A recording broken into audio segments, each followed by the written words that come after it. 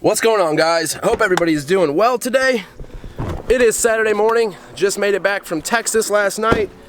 Pretty shitty weather in Texas, surprisingly. It was like in the 30s and 40s most of the time. We did have one good day, but San Antonio is a pretty dope city. I liked it. At the shop Saturday morning, we pretty much come up here every day. The shop is our lives. This is kind of what we do. My office is here.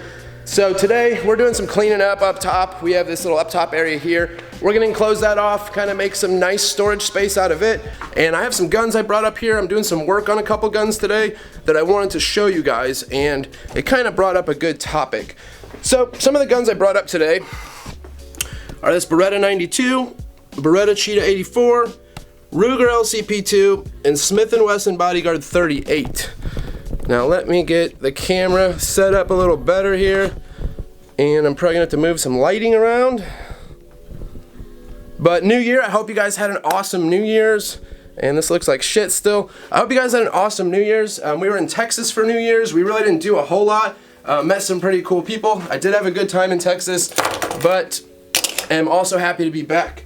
Now let me move some lights and stuff around, and then we'll jump on the guns.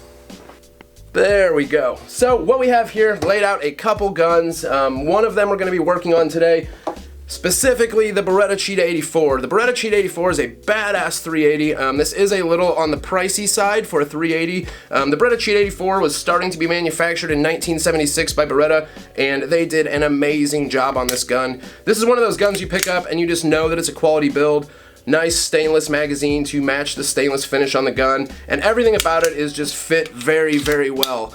This is when guns were made nice and tight. Now I did say these are a little on the pricey side. These are probably around $600 to $700 if you can find it in the stainless configuration, maybe a little bit cheaper every now and then, but Beretta only cranks out like a couple thousand of these out of their factory every year, and these are made over in Italy. Now what we're gonna be doing with this gun belongs to a family member of mine who bought it for their wife. Now, they are an older couple. I'm sure he's had this gun for a number of years. It's been very, very lightly fired.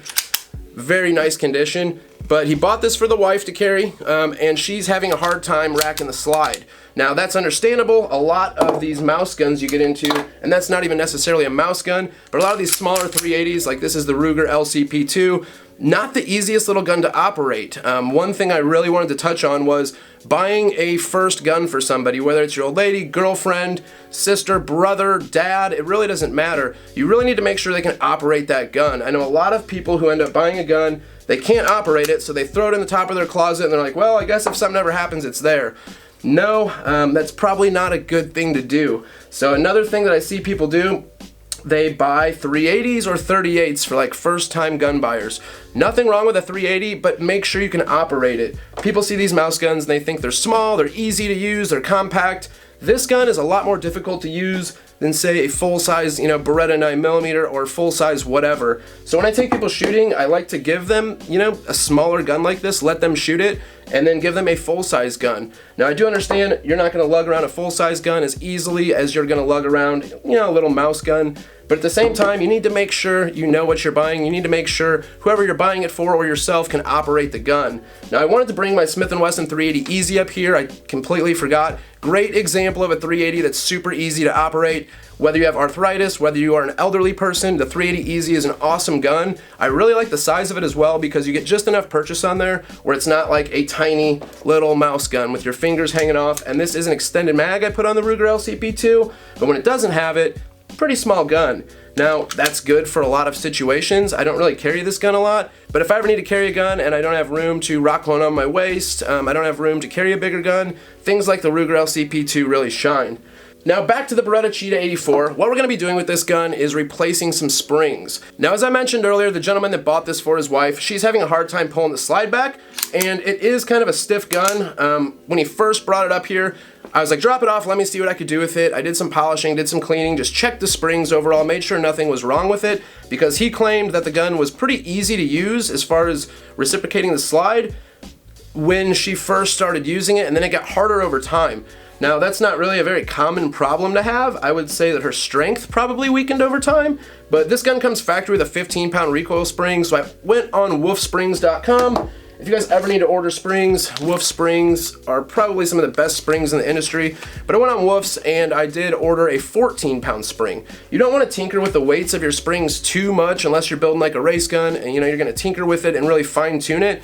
But when it comes to like a carry gun especially, I really wouldn't jump around the spring weights too much, but we're going to see what we can do with this little 380.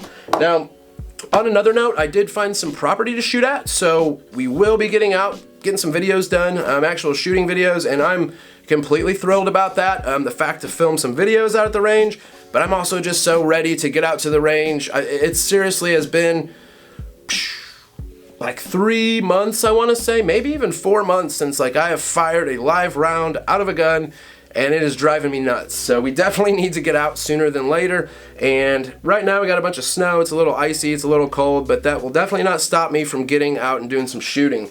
Now I can't really show you guys the process of the spring installation, so I'm going to knock these springs out. Not a lot to it, the spring basically slides off the guide rod, boom, good to go. So I'm going to see what difference that makes, but I did want to make a quick video kind of touching on 380's, I guess you can say, mouse guns. Look what you're buying somebody, or look what somebody's going to buy for their first gun before you just say, here, pick up a 38 special, or go pick up a little 380. Even these 38 specials, they're great. A lot of women like revolvers, but at the same time, they're not really fun to shoot. I'm just gonna put that out there. I like shooting big bore guns. I love guns that have a lot of recoil. I'll go out with my Desert Eagle 50 AE all day long, but shooting like a 38 special is just uncomfortable. It is, it's just kind of a pain. I like them, they're good guns, but for a first time buyer or first time shooter, probably not the best option. So definitely think about that before you guys make that decision. Hope everybody had a good New Year. Pretty good time out in Texas. We had some fun, but it is good to be back. And beginning of the new year, I'm just ready to start cranking some content out, not only for this channel, but for Attention to Details also, which is our shop here. We do a lot of work on high-end vehicles, Ferraris, Lambos, Audis. We're big into Audis. Then I have my car, of course, Mopar. So we're going to just be doing a lot of car stuff, a lot of gun stuff, a lot of cool things going on. Leave a comment down below if there's anything you guys would like to see a video on. And I know now that it is after the first of the year, I am getting some stuff kind of worked back into being sent in for video content. So we should be getting a lot of cool stuff this month to make some videos with. So definitely be on the lookout for that. And I'll catch you guys in the next one.